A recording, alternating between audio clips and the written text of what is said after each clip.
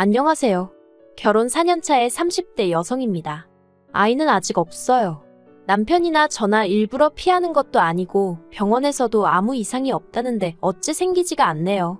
그래도 뭐 남편이나 저나 생기면 낳는 거고 안 생기면 안 생기는 대로 우리 둘이 행복하게 살면 된다는 주의라서 크게 스트레스를 받지는 않아요. 물론 친정부모님은 그래도 하나 정도는 낳았으면 하시는 눈치시지만요. 근데 오늘 제가 그 이야기를 하러 온 건 아니고요. 개념 없는 시댁 식구들 흉을 좀 보러 왔네요. 제가 시동생과 동서에게 반감을 갖게 된 이야기를 하려면 일단 제 결혼 생활부터 이야기를 해야 할 것 같습니다. 남편과는 대학교에서 선후배 사이로 알게 되었어요. 하지만 처음부터 가깝게 지냈던 것은 아니고 졸업을 앞두고 취업 스터디를 하면서 본격적으로 가까워졌네요.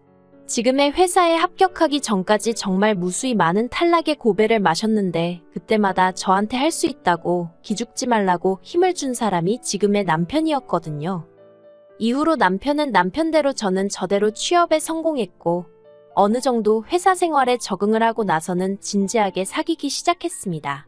어느 다른 연인들처럼 울고 웃으며 추억을 만들어갔지요.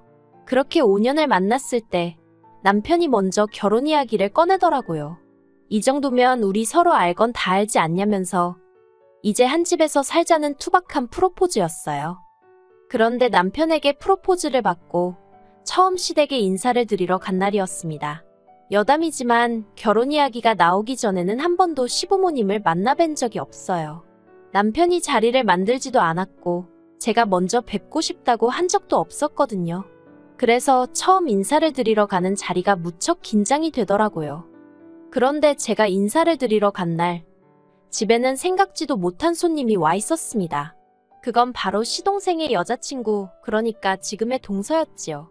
동서는 시동생과 연애를 시작한 이후로 곧잘 시댁에 드나들고 있었고, 저도 그 사실은 남편에게 들어서 알고는 있었어요.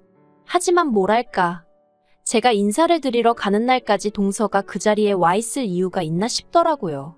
엄밀히 말하면 당시에는 시댁 식구도 아니었으니까요. 하지만 제 그런 생각과는 별개로 어머님 아버님과 저와 남편이 테이블을 가운데 놓고 둘러앉았는데 시동생과 동서도 자연스레 합석을 하대요. 제가 남편에게 슬쩍 동서는 어디 다른데 가 있으라고 하면 좋겠다고 눈치를 줬습니다. 하지만 남편도 상황이 여의치가 않은지 말할 타이밍을 못 잡더라고요.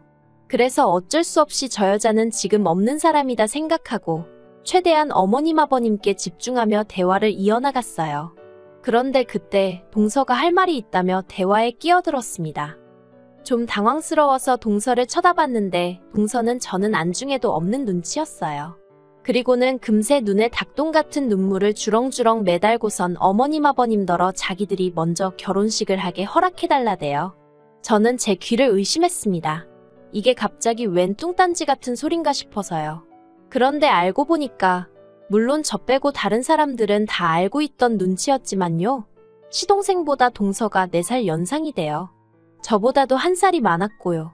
동서는 자기 나이가 벌써 33이라며 더 나이 먹고서 결혼하기 싫다며 자기 딴에는 그간 어머님 아버님도 자주 찾아뵙고 했으니 소위 그럴 짬이 된다고 생각한 건지 결결혼 먼저 하게 해달라고 아주 울며불며 난리도 아니었습니다.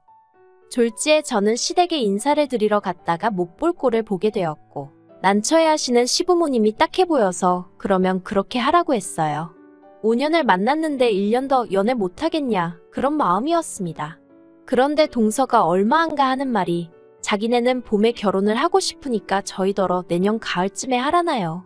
어이가 없어서 제가 남편더러 자기가 뭔데 날짜까지 정해주고 난리냐고 웃기지도 않는다고 했어요. 남편도 저렇게 경우가 없는지는 몰랐다면서 아무래도 제가 자기보다 어리니까 말을 쉽게 하는 것 같다고 저더러 조심하라대요. 하지만 동서의 헛소리는 그게 다가 아니었습니다. 결혼 준비를 하는 과정에 있어서 어머님이 저희를 부르셨는데요. 어머님이 하시는 말씀이 동서가 얼마 전에 그러더랍니다.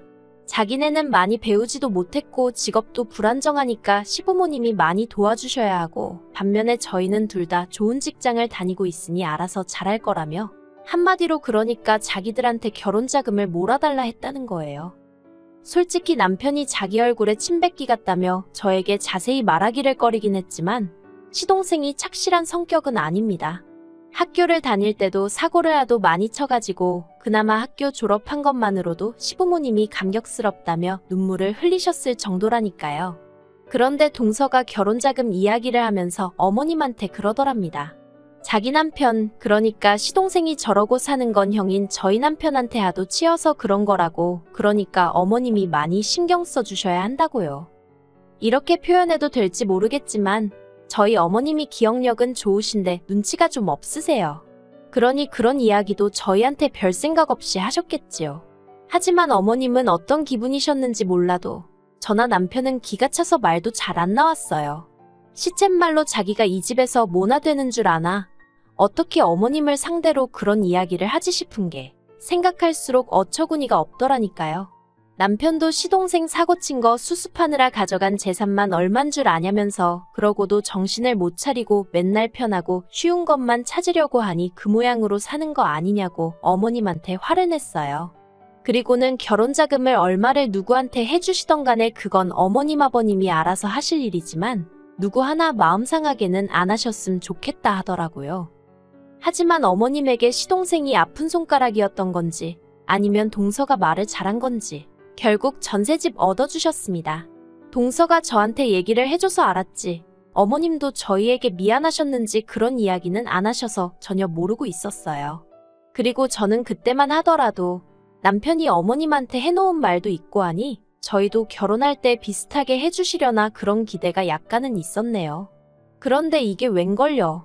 막상 저희 결혼할 때 되니까 돈이 없다고 저희 둘이 알아서 하라고 하시대요. 그래서 결국 친정부모님이 전세에 보태라고 1억 해주시고 거기에 저희 둘이 모은 돈과 대출을 합해서 신혼집을 장만했어요.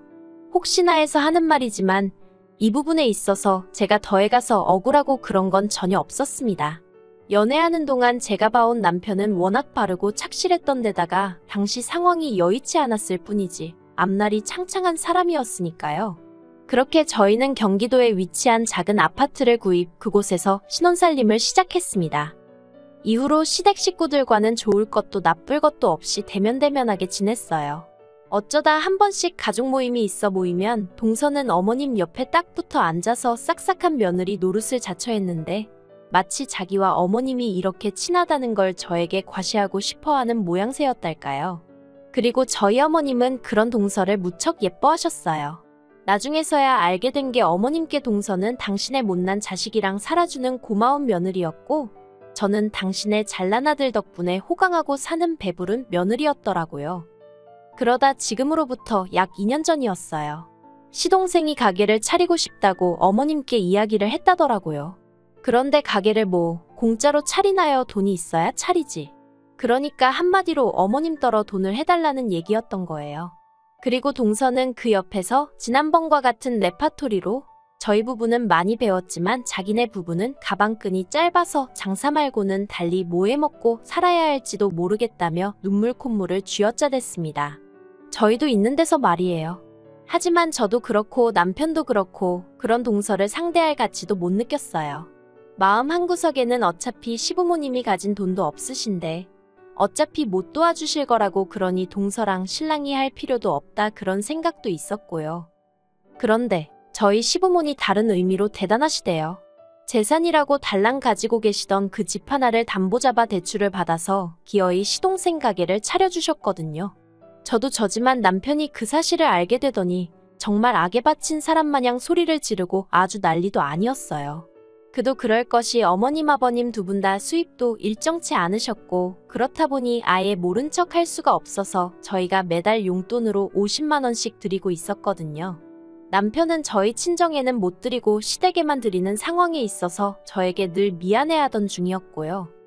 시부모님하고 연을 끊겠다는 남편을 제가 뭐에 씌웠었는지 그러면 안 된다고 말렸습니다. 그래도 자식돌이는 하고 살아야 하지 않겠냐고 남편을 설득했지요. 지금 생각하면 제가 제 발등 찍은 게 맞아요. 하지만 그때는 그래도 그렇게 중간에서 중재를 하는 것이 제 역할이라고 생각했거든요. 그래서 제 덕분이라고 해야 할지 아무튼 시부모님하고 전보다 더 대면대면하긴 했지만 얼굴은 보고 살았어요. 한편 시동생이 차린 가게는 핸드폰 가게였는데 처음에는 그래도 오픈빨이라고 해야 할지 장사가 그럭저럭 되는 것 같더라고요.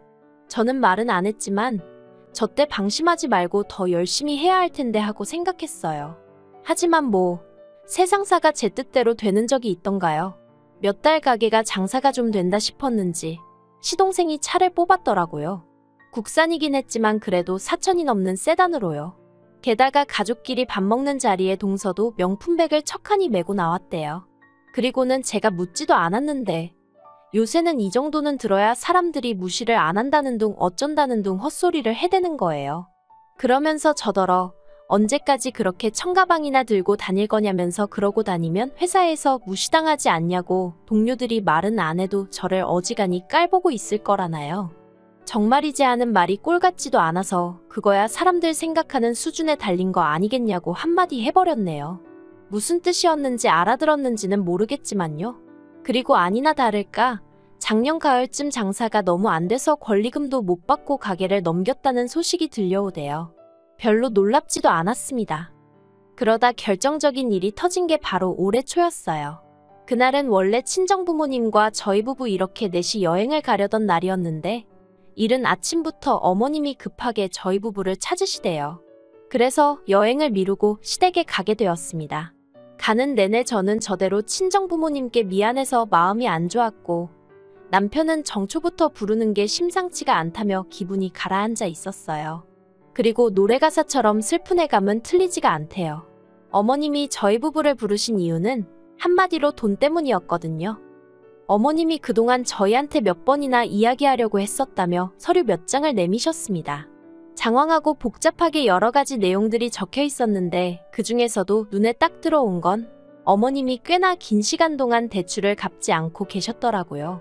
아니 더 정확히 표현하자면 시동생이 갚았어야 하는 대출인데 시동생이 그동안 나 몰라라 하고 있었던 거지요. 그러자 결국 은행에서 어머님 아버님 사시는 아파트를 임의경매로 넘긴다고 편지를 보내온 거였어요. 어머님이 저희더러 일을 어쩌면 좋겠냐 하시더니 혹시 돈 좀 있냐고 그러셨습니다. 제가 얼마나 필요하시냐고 물었어요. 일단 급한 불이라도 꺼야 하지 않을까 싶어서요.